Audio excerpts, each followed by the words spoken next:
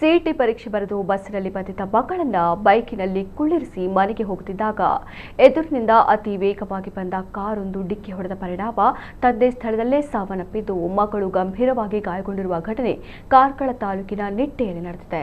ನಿಟ್ಟೆ ಗ್ರಾಮದ ಬಜಕಳ ನಿವಾಸಿ 47 ವರ್ಷದ ನವೀನ್ ಚಂದ್ರ ಮೂಲ್ಯ ಮೃತ ವ್ಯಕ್ತಿ. ಅವರ ಮಗಳು ಪ್ರೇರಣಾ ಗಂಭೀರವಾಗಿ ಗಾಯಗೊಂಡಿದ್ದಾರೆ.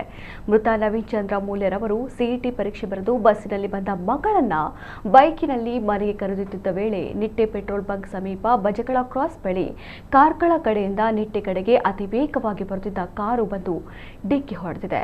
ಈ ಅಪಘಾತದ ರಭಸಕ್ಕೆ ಬೈಕ್ ನಜ್ಜುಗುಜ್ಜಾಗಿದೆ.